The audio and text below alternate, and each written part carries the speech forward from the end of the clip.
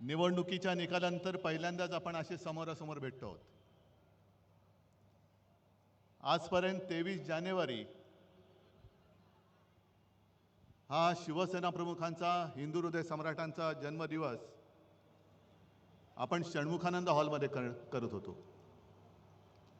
पण 2 महिन्यापूर्वी जो काही निवडणुकांचा निकाल लागला,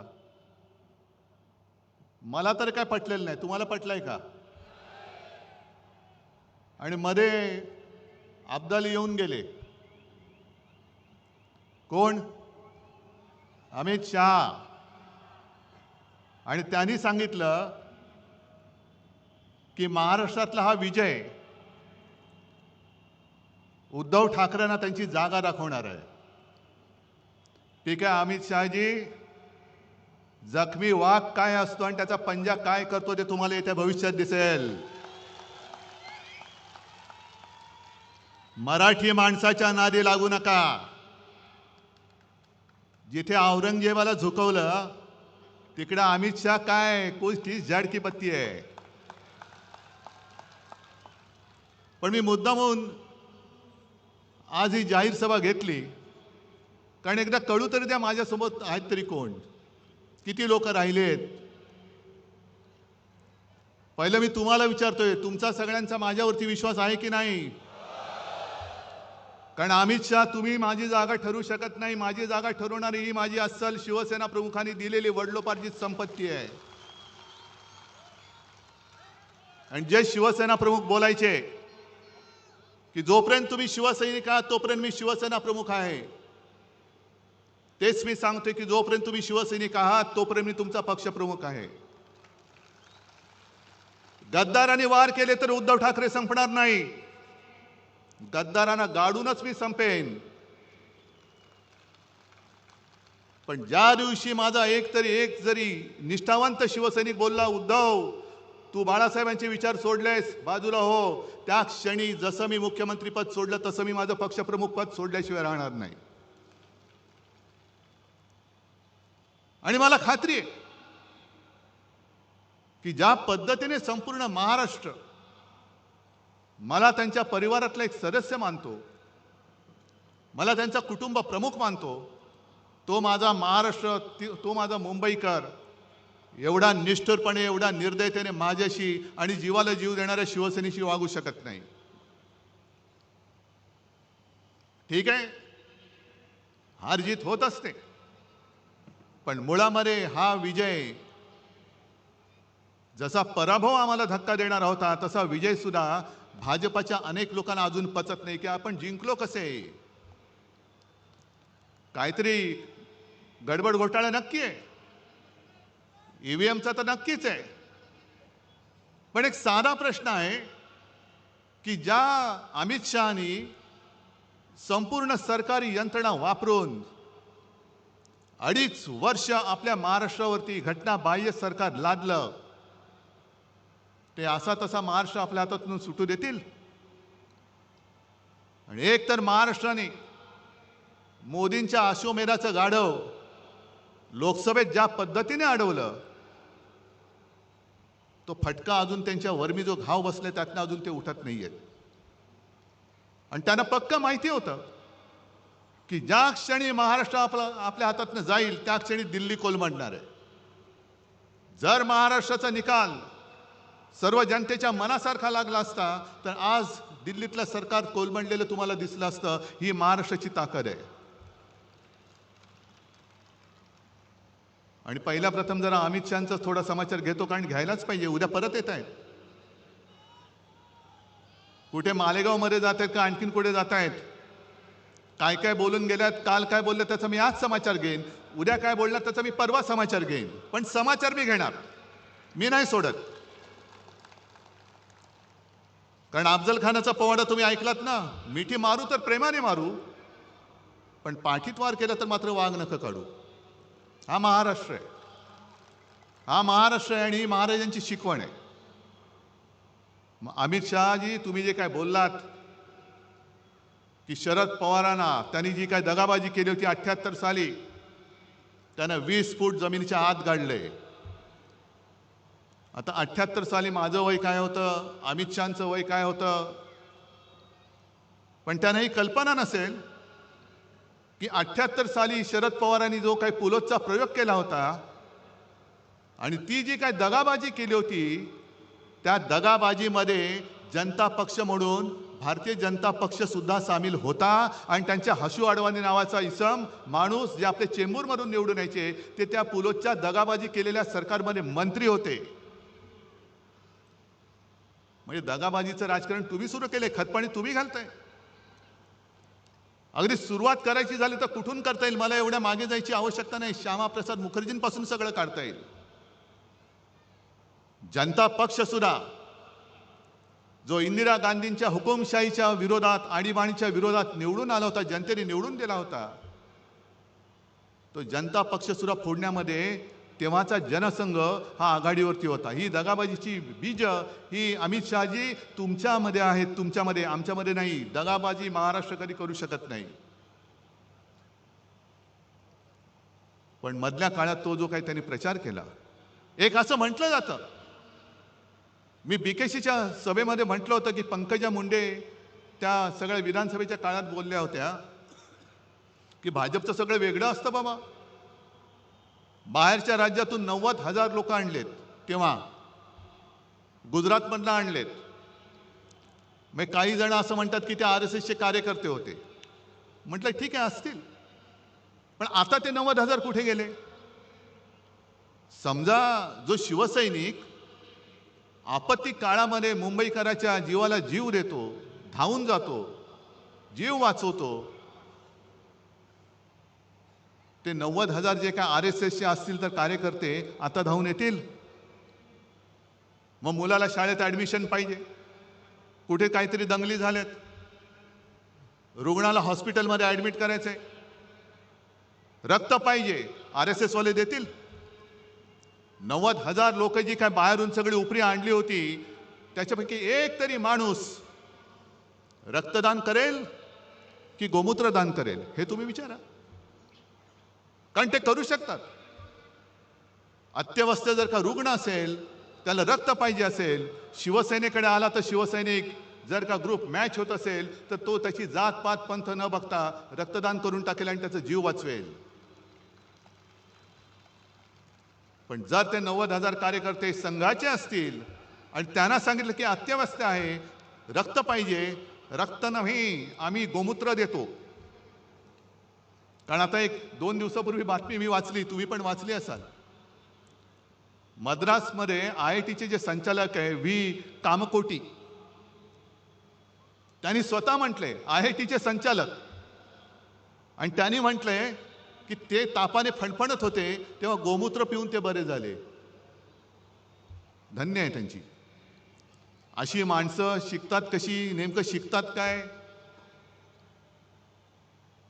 तर जे मी तुम्हाला सांगत होतो की आपण जे काय करतो, एवढा मुंबईकर कधी निष्ठुर होऊ शकत नाही. महाराष्ट्रातला अस्सल मराठमोळा मावळा जो आहे तो कधी शिवसेनेशी गद्दारी करू शकत नाही. आज मला कल्पना आहे की जसे आज तुम्ही सगळे निष्ठावंत जमलायत, एक वेगळी अडचणीची जागा आहे. कारण दरवेळेला आपण शहरामध्ये घेतो, आज ठरवलं आपण उपनगरात घेऊ. येण्या जेवण्याची गैरसोय, त्याच्याबद्दल दिलगिरी व्यक्त करतो. कारण मी येताना सुद्धा खूप लोक चालत येत होते. किती वाजल्यापासून तुम्ही बसलायत? पण ही सगळी अडचणीची जागा असून सुद्धा सगळे निष्ठावंत इकडे आलेत. तुम्हाला खरंच मनापासून धन्यवाद देतोय. कारण मी लढतोच आहे तुमच्या ताकदीसाठी, तुमच्या ताकदीमुळे, तुमच्या ताकदीच्या भरोश्यावर मी लढतोय. वांद्र्याला तिकडे गद्दारांचा मेळावा सुरू आहे. आपली ही सभा झाल्यानंतर ते राजकारणातले बाडगे आणि गद्दार चिरकणार तर आहेत, कारण त्यांचं कामच ते. एकतर काही स्वतःचे विचार नाही, आदर्श नाही. फक्त मला त्या गद्दाराने एक सांगायचं की अरे तुम्हाला कळते का तुम्ही काय करताय?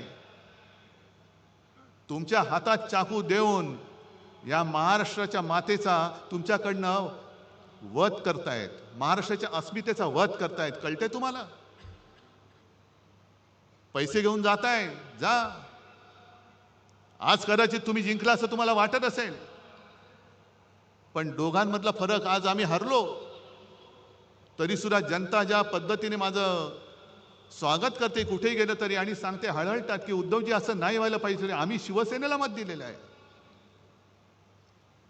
गद्दार जिंकले असतील कारण त्याने जिंकवणारे अमित शहा तिकडे बसलेत, संपूर्ण बेकायदेशीरतेने सरकारी यंत्रणा वापरल्या, निवडणूक आयोग वापरला.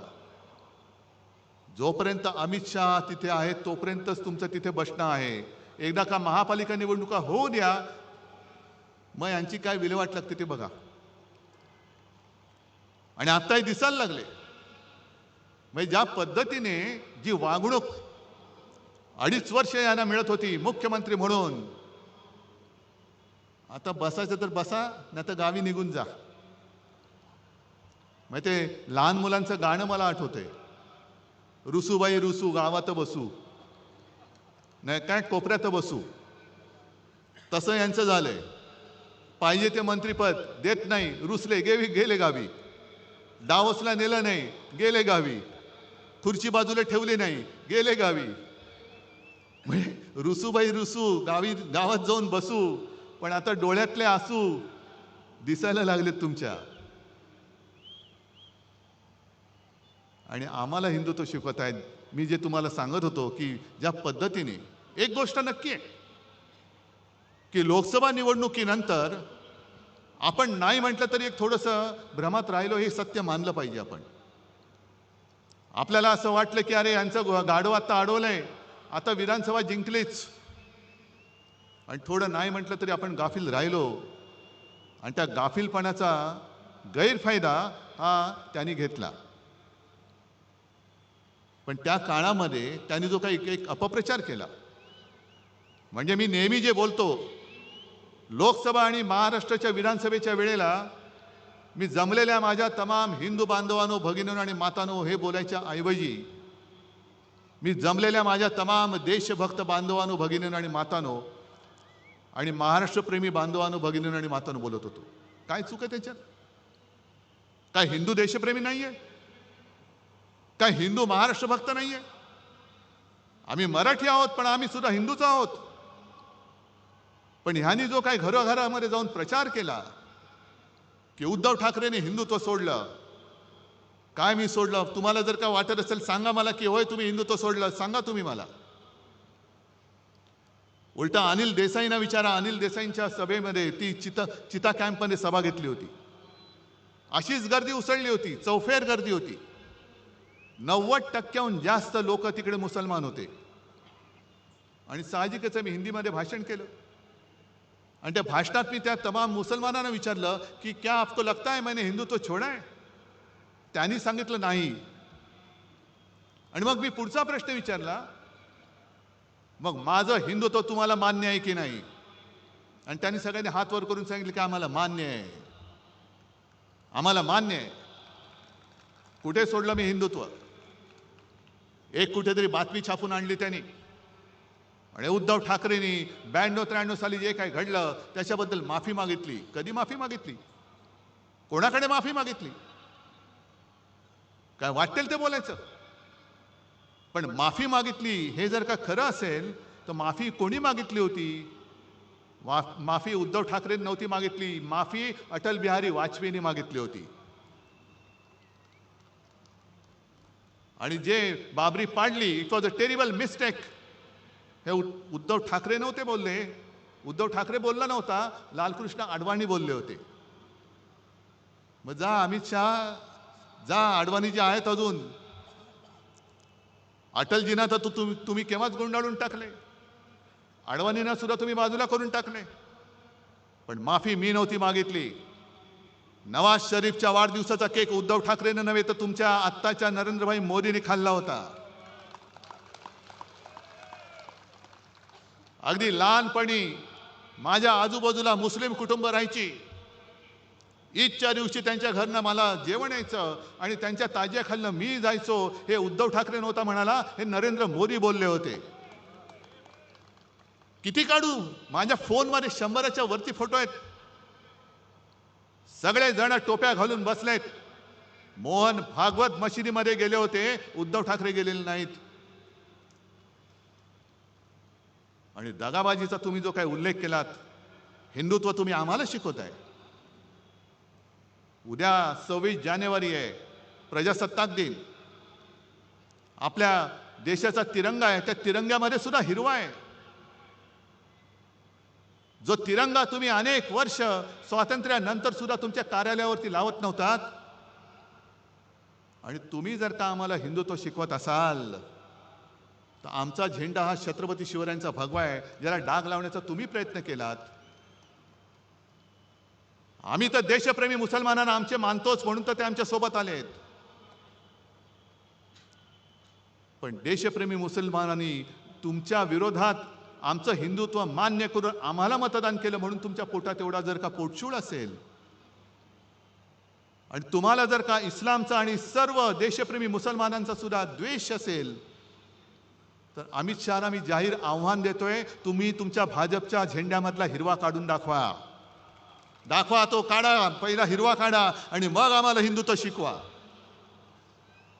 आम्हाला हिंदुत्व शिकवायचं. अरे पहिली पोट निवडणूक जी काय पार्लेची लढली होती 1987 साली, ही पहिली पोट निवडणूक जी मी मानतो की सर्व देशातल्या निवडणुकीच्या इतिहासात हिंदुत्वावरती लढलेले नव्हे तर हिंदुत्वावरती जिंकलेली निवडणूक होती. आणि तेव्हा शिवसेना प्रमुखांनी दाखवून दिलं की हिंदू सुद्धा मतदान करून निवडणूक जिंकून देऊ शकतात. मग काढा इतिहास. शिवसेनेसोबत कोण होतं आणि शिवसेनेच्या विरोधात कोण होतं? किती साली? 1987 साली. त्यावेळेला शिवसेना आणि काँग्रेस, शिवसेनेचे डॉक्टर रमेश प्रभू आणि काँग्रेसकडनं प्रभाकर कुंटे, हिंदुत्वाचा प्रचार तुफान झाला. हे आता तुम्ही दाखवलं ना, दादा कोंडके वगैरे, तेव्हा तर फार जोमात होते. गुजरातमध्ये शंभू महाराज येत होते. आणि त्याही वेळेच्या भाषणामध्ये शिवसेना प्रमुखांची स्पष्ट भाषणं आहेत. आम्हाला देशप्रेमी मुसलमानांचं वावडं नाही. जे देशद्रोही आहेत, पाक धार्जिणे आहेत, त्यांचा आमचा तो कोणी असेल, तो हिंदू जरी असला आणि पाक धार्जिण असला, जसा कुरुलकर सारखा, तरी तो आमचा नाही. एवढं स्वच्छ आणि स्पष्ट आहे. पण तेव्हा जर का इतिहास तुम्ही काढला, अमित शहाना मुद्दामून सांगतोय की तेव्हा फक्त दुहेरी लढत नव्हती झाली. शिवसेनेचे रमेश प्रभू विजयी झाले, प्रभाकर कुंटे पडले, पण शिवसेनेच्या हिंदुत्वाला अपशकुन करायला भाजप आणि जनता पक्षाच्या प्राणलाल वोरांना सपोर्ट दिला होता. का तेव्हा तुम्ही हिंदू म्हणून आमच्या सोबत आला नाहीत?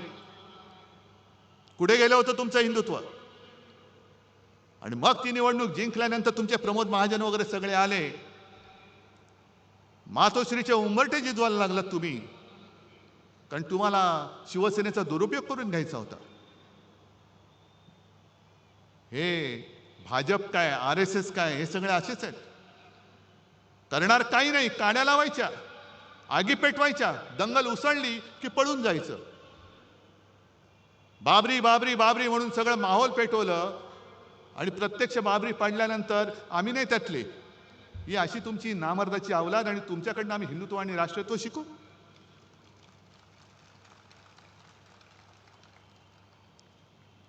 आणि तीच ती निवडणूक होती. हिंदुत्वाच्या मुद्द्यावरती शिवसेना प्रमुखांचा आणि नंतर सुभाष देसाईंचा पण त्या निवडणुकीत शिवसेना प्रमुखांचा मतदानाचा अधिकार काढून घेण्यात आला. तीच ती निवडणूक होती ज्याच्यामुळे शिवसेना प्रमुखांना आयुष्यात कधी निवडणूक लढणारच नव्हते, पण त्यांना निवडणूक लढवण्यापासून 6 वर्ष लांब ठेवण्यात आलं. आणि तो निर्णय अंमलात आणला तेव्हा काँग्रेसचं सरकार नव्हतं, अटल बिहारी वाजपेयींचं सरकार होतं. आणि आज तुम्ही आम्हाला बाळासाहेबांचं प्रेम शिकवत आहे. हे खरं आहे की 2000 साली छगन भुजबळ इथले गृहमंत्री असताना त्यांनी शिवसेना प्रमुखांच्या अटकेचा प्रयत्न केला होता. नंतर सगळं मिटलं, ते स्वतः घरी आले, सगळं झालं. पण ते जेव्हा अटक करायला निघाले होते तेव्हा अडवाणी, जर मी विसरलो नसेन तर देशाचे उपपंतप्रधान होते, गृहमंत्री होते. आणि शिवसेना प्रमुखांना जर अटक केली तर राज्यामध्ये आगडोंब उसळेल, तो उसळू नये म्हणून त्यांनी सीमा सुरक्षा दल किंवा केंद्रीय राखीव दल जे आहे ते शिवसेना प्रमुखांनी त्यांना अटक झाली तर दंगल उसळली तर बंदोबस्त करायला भाजप सरकारने महाराष्ट्रात पाठवलं होतं. हे तुमचं बाळासाहेबांचं प्रेम? काढायची झाली तर तुमची साल्टी खूप काढता येतील. एवढी साल्टी निघतील की तुम्ही गावात फिरायच्या लायकीचे राहणार नाही. त्याच्यामुळे तुम्ही आमच्या अंगावर येण्याचा प्रयत्न करू नका. आज 23 जानेवारी आहे, काल 22 जानेवारी होता. बरोबर 1 वर्षापूर्वी अयोध्येच्या मंदिराचं लोकार्पण करण्यात आलं. अरविंद, मला वाटतं तुम्ही काल परवा जाऊन आलात, अजूनही त्या मंदिराचं बांधकामच पूर्ण झालेलं नाहीये. आणि काय उन्माद चढलाय, जय श्रीराम जय श्रीराम जय श्रीराम. अहो, तेव्हा जर का शिवसैनिक उतरले नसते तर तुम्ही नसतातच, ते सोडा. पण जय श्रीराम जसं आम्ही बोलतो, आम्ही हिंदूच आहोत, पण आम्ही जसं जय श्रीराम बोलतो तसं तुम्हाला सुद्धा जय शिवराय बोलावंच लागेल. महाराष्ट्रामध्ये तुम्हाला जय शिवाजी जय भवानी बोलावंच लागेल. तुम्ही म्हणाल हे काय जय श्रीराम पुरे नाही. जसं जय हिंद नंतर जय महाराष्ट्र बोलतो तसं जय श्रीराम नंतर जय शिवराय बोललाच पाहिजे. कारण प्रभू श्रीराम कधी होऊन गेले, त्यांच्या जन्मभूमीवरनं वाद झाला, पुन्हा मंदिर बांधलं, त्यांनी राक्षस मारले होते, रामराज्य आणलं होतं. पण आमचं दैवत छत्रपती शिवाजी महाराज जर का जन्माला आले नसते तर मोदी काय अमित शहा काय कोणीच जय श्रीराम बोलू शकलं नसतं. म्हणून पहिलं त्यांचा जय जयकार करा आणि मग जय श्रीराम बोला. महाराष्ट्रामध्ये तरी मी जय शिवराय आणि जय श्रीरामच बोलणार. कारण आम्ही भाजपसारखे कृतज्ञ नाही आहोत. जन्मदात्या बापाला आम्ही विसरू शकत नाही. शिवाजी महाराजांनी मग त्या फिल्म मध्ये सुद्धा बघितलं ना, हिंदवी स्वराज्य स्थापन नसतं केलं आणि औरंगजेबाला मोकाट सोडला असता, अगदी शिवरायांच्या नंतर सुद्धा संभाजीराजांच्या त्या निर्घुण, ज्याचं वर्णन सुद्धा करायला जीवावर येतं, हत्येनंतर 26 वर्ष ताराराणींनी म्हणजे महाराष्ट्राने औरंगजेबाला झुंजवत ठेवला नसता तर गुजरात पहिलं पटकन औरंगजेबाच्या चरणी लीन होऊन गेलं असतं. सगळं संपूर्ण हिंदुस्थान हिरवा झाला असता. त्याच्यामुळे जय शिवराय हे बोललंच पाहिजे. जर कोणी तुम्हाला जय श्रीराम बोललं त्याला सांगायचं जय श्रीराम जय शिवराय, जय शिवाजी जय भवानी. कारण हा महाराष्ट्र आहे. दरवेळेला आम्ही इतिहासाचे दाखले देतो. अगदी हिमालयाच्या मदतीला सह्याद्री धावतो म्हणजे कोण धावतं? हिमालयाच्या मदतीला सह्याद्री धावतो म्हणजे कोण धावतं? सह्याद्री म्हणजे तुम्ही आहात. ज्या सह्याद्रीने छत्रपती शिवरायांना, जसं बाबासाहेब पुरंदरेंच्या त्या सगळ्या शिवराज्याभिषेक किंवा शिवछत्रपती त्या आहे ना महानाट्यामध्ये, तो सह्याद्री त्यांना सांगतोय की माझ्या कानाड दडा माझ्या छातीवरती खेळा. म्हणजे त्यांनी संपूर्ण सह्याद्रीचा वापर हा लढाईसाठी करून दिला. सह्याद्री होता, कडेकपारे होत्या आणि त्या कडेकपाऱ्या होत्या म्हणून अफजल खानाचा पुतळा निघाला. कारण ही सगळं वीरश्री जी आहे ती महाराष्ट्राच्या मातीच्या कणाकणामध्ये. नुसती एक निवडणूक तुम्ही जिंकला असेल तुम्हाला वाटत असेल म्हणून महाराष्ट्र नाही संपत. ते बघितलं ना इतिहास, सगळे गड किल्ले मिर्झा राजे जयसिंग हिंदूच, हेच आपलं दुर्दैव. आपल्याला हे उपरे नाही हरवू शकत. पण आपल्यातले गद्दारच जे आज आपल्यावरती त्यांनी पैसे देऊन वगैरे लालूच दाखवून फोडलेत, तेच आपल्यावरती सोडलेत आणि तेच आपल्या अंगावरती वार करतायत. मिर्झा राजा जयसिंग सुद्धा हिंदूच होता, पण मी म्हणेन गद्दार होता. आणि त्या गद्दारीला शेवटी काय करणार, एवढं प्रचंड सैन्य घेऊन आला. छत्रपती शिवाजी महाराजांना सुद्धा आग्र्याला जावं लागलं. सगळ्यांना वाटलं असेल अगदी तेव्हा जर का गोदी मीडिया असता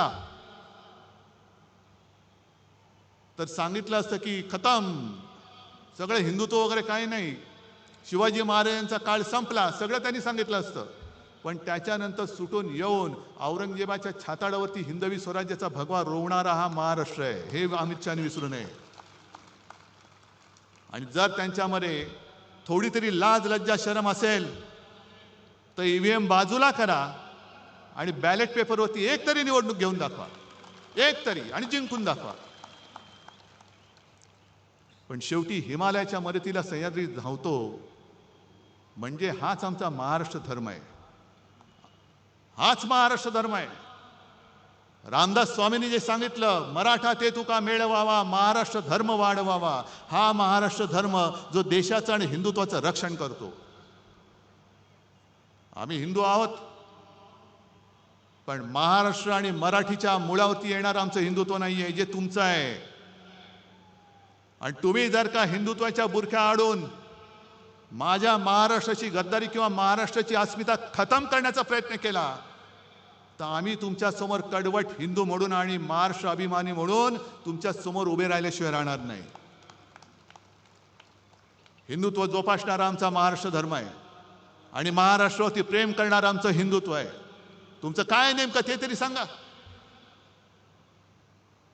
अगदी मोदींच्या मुलाखती आहेत, जो हिंदू इस्लाम का द्वेष करता है वो हिंदू नहीं हो सकता है, हे मोदी बोलतायत. मोहन भागवतांचे व्हिडिओ माझ्याकडे आहेत, मशिदीत जाऊन बसलेत. मोदीजी मध्ये आले होते, पोळ्या लाटून गेले.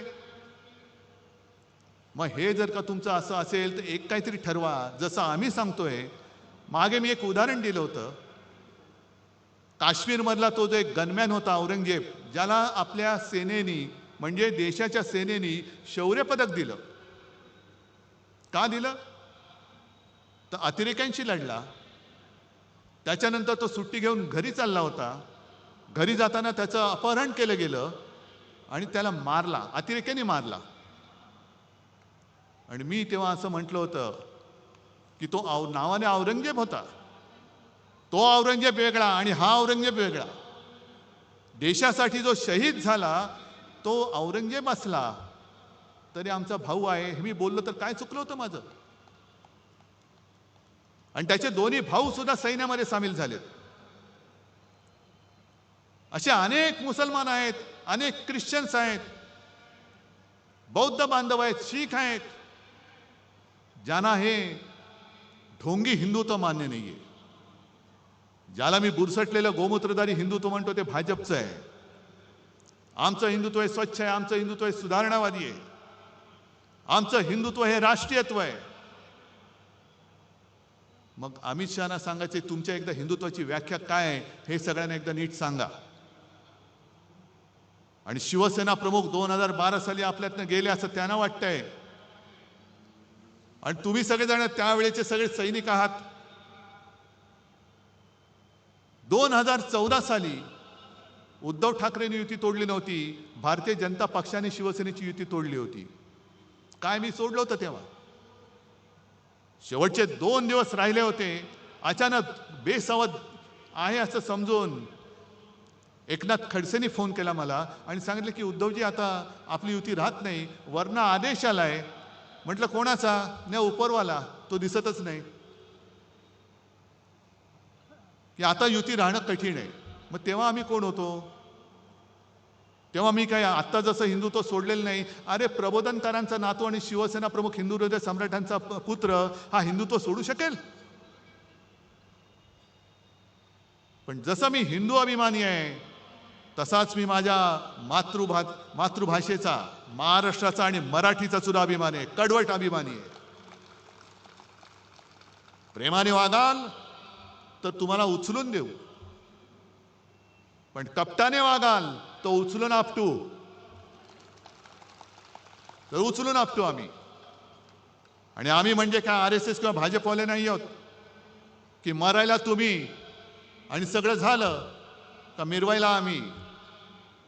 अशी शिवसेनेची शिकवण नाही आहे. आणि म्हणून आजचा हा जो काही दिवस आहे हा फार महत्त्वाचा आहे.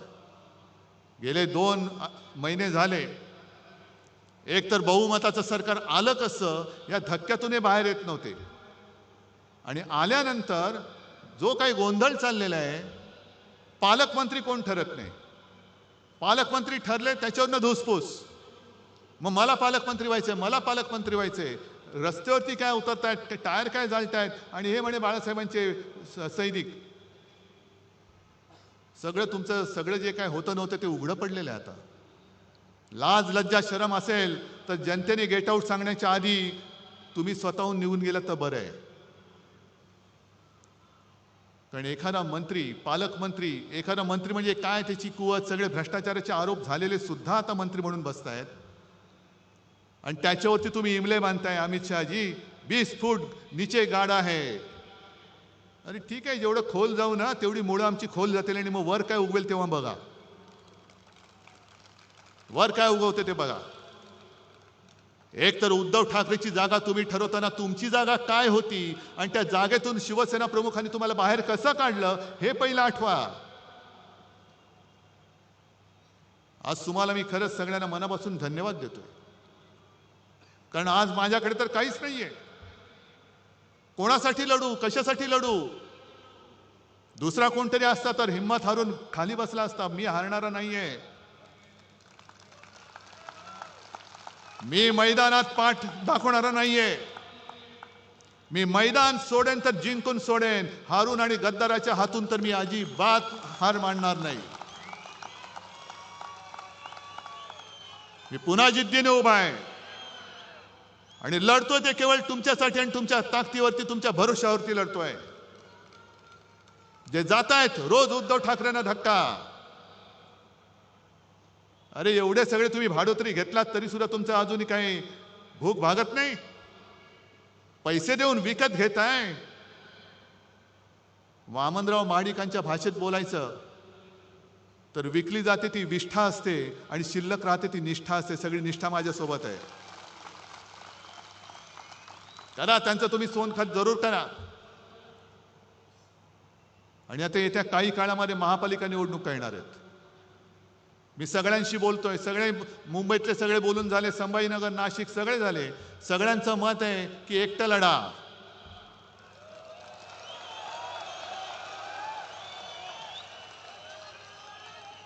ताकद आहे. अमित शहाना जागा दाखवणार आहात. ठीक आहे, अजून निवडणूक जाहीर झालेली नाही, पण मला तुमची जिद्द बघू द्या, तुमची तयारी बघू द्या. ज्या भ्रमात आपण राहिलो तो पहिला त्या भ्रमातनं बाहेर या. आणि ज्या क्षणी माझी खात्री पटेल आपली तयारी झाली, मी कार्यकर्त्यांच्या मनाप्रमाणे निर्णय घेतल्याशिवाय राहणार नाही. पण या वेळेला मला सूड उगवून पाहिजे. सूड, सूड आणि सूड. होय, सूड. जो महाराष्ट्राच्या पाठीत वार करतो, जो मराठी आईच्या कुशीवरती वार करतो, तो गद्दार आणि त्या गद्दाराचा वरद हस्त मला महाराष्ट्रामध्ये दिसता कामा नये. आणि जर तुम्ही सगळे शपथ घेऊन सांगत असाल तर जेव्हा वेळ येईल तेव्हा मी एकटा लढण्याचा निर्णय नक्की घेतल्याशिवाय राहणार नाही. आज परत एकदा सगळ्यांना धन्यवाद देतो आणि अमित शहाना सांगतो की जास्त आमच्या नादी